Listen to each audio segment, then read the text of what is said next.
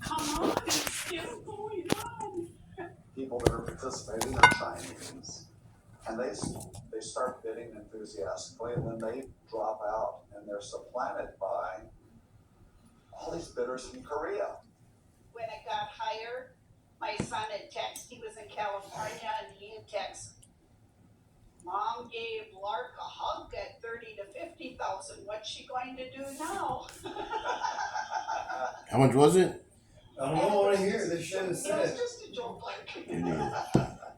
It passed 100, and then it was Oh, in the damn. race car to 200, and then 300 came and went. And 300? over 4. 400. We're going, oh my gosh. It kept going and ended up over $540,000. Wow, for And that we were piece really of shit close. moldy thing, it was all full of mold, crumpled. She was gonna throw it away. $500,000 artifacts at a museum. Wow. Something's missing something. It was Yeah, the the screen. realization that it was actually not incomplete. It was just not a Chinese screen. It was a Korean screen.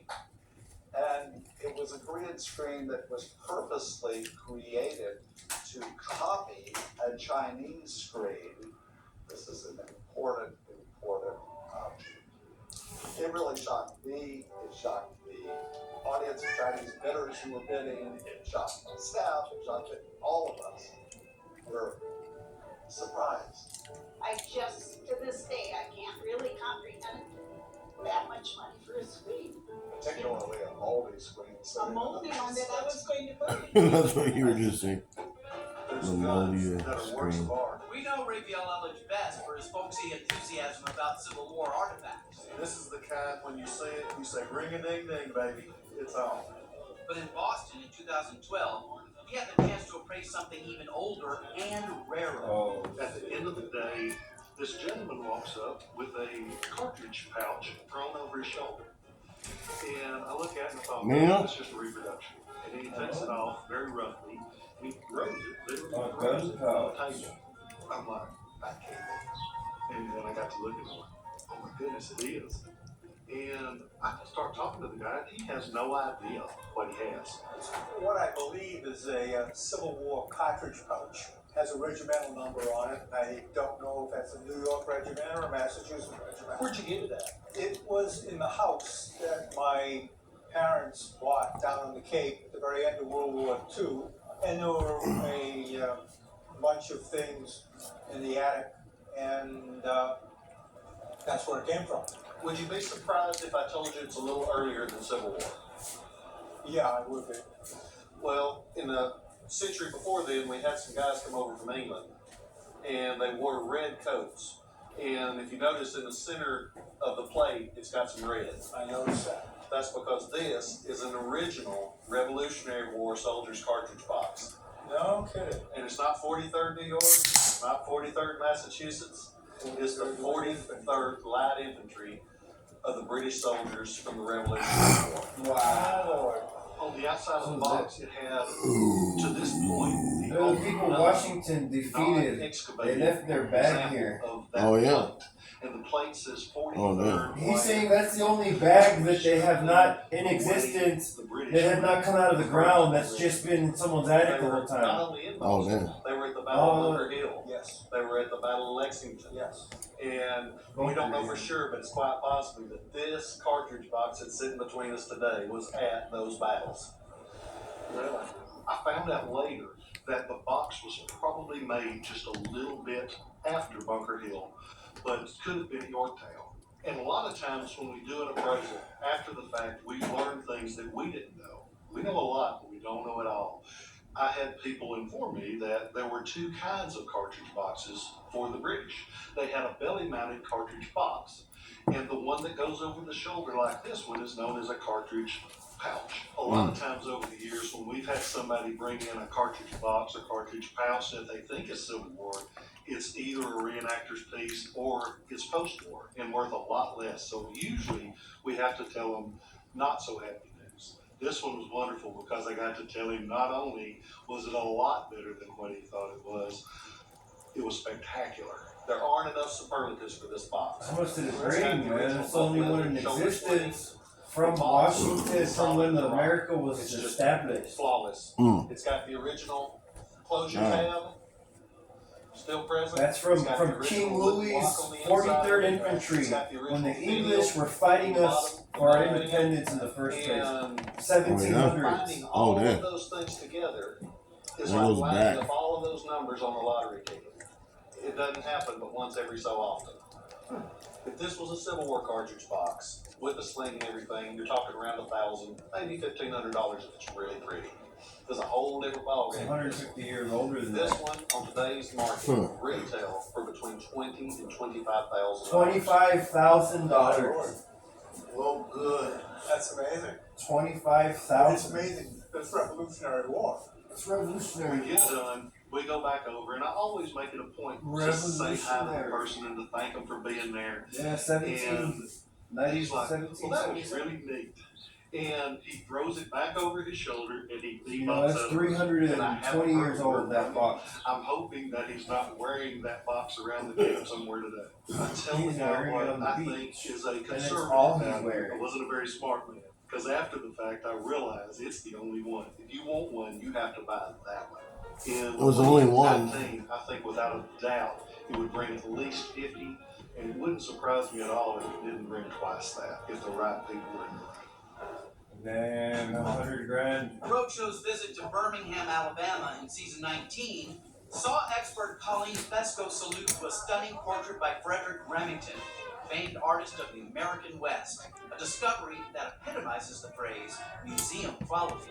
This man came up to the desk and he had this painting in a cardboard box and he kept pulling it up and down. And I noticed that there was a phone cord in front of it. And every time he pulled it up, I would see more and more of that magnificent sky. Finally, I said, get the painting out of that box and stop putting it back in and out of that box before you get it damaged. And he did. And it was more than I could have dreamed of. It was a fabulous late 19th century Remington portrait. You're the first for me. I've never reprimanded a guest for manhandling a painting before. I'm glad you're taking care of my painting. I'm trying to. So what can you tell me about this lovely Frederick Remington portrait? Well, Lee Pepperger was my great-grandfather. That is this gentleman. This is this gentleman. Yes. And he was a friend of Frederick Remington, who in 1896 painted his portrait as part of a military series in El Paso. And he was captain in the infantry. Yes. Infantry. As you know, Frederick Remington is one of the most important Western artists of the turn of the century. He didn't have a tremendous amount of training, but a natural instinct for the vitality and the style of the West. And this portrait is a terrific example of that. It also comes with this letter from Remington to your great-grandfather. The letter was Remington speaking to the sitter and how much he enjoyed their time together. And there was a lot of meat in it, which is really what he wants. There was no anonymity to it at all. It was personal for Remington and it was personal for the sitter. When Remington died, and I think people will be surprised that he died in his mid-40s from a appendix operation that didn't go well. When he died, this painting was in his home in upstate New York. His home and studio in upstate New York became the Frederick Remington Museum. And the family of the sitter tracked down the painting to be there. And they went to the museum and said, you know, hey, this is our we would really love to have this painting. The family came into negotiations with the group and in the late 1940s were able to get the painting. Now, you had this appraised a while ago, correct? I did. And what was the value at that It was point? in 1960s, and the value was $7,500. Well, the years have been kind to you and Frederick Remington. The letter itself is worth probably about $2,000. Yeah, he really is an iconic figure in American painting.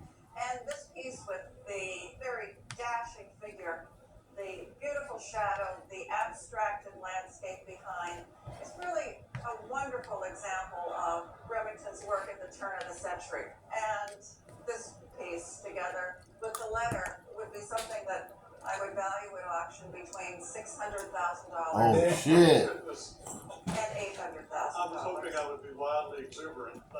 That's $1 million painting And belongs in for the museum. insurance at Holy in hell. excess of $800,000. In I excess think of it was $800,000. valuable. I think he may have been thinking around $30,000, but not that level. I can only speculate that he came home, told his family what it's worth, and they said, "Get it out of here," because something like that is subject to any sort of mayhem in a private home.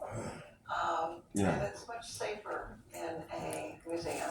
He had the painting restored, professionally restored, and it's now in the Birmingham, Alabama Museum for everyone to see. The market has gone up for Western art, and the market is still very strong for Remington. How much did he sell it to them And for? in today's market in 2019, I would value the painting between $800,000 and $1.2 billion. Yeah, so just give me $1 Frederick million. Remington is almost a Yeah. household name. He John probably Lennon sold it for certainly something is. stupid, And like collectibles everywhere $800,000, fully enjoyed three quarters of $1 million. The museum will buy it from you, or? They'll come find you and make you get it. Oh. There's some weirder cases where, okay, you know them handbags of the gods? You know them, have you ever heard of the handbags of the gods? There's all these pictures where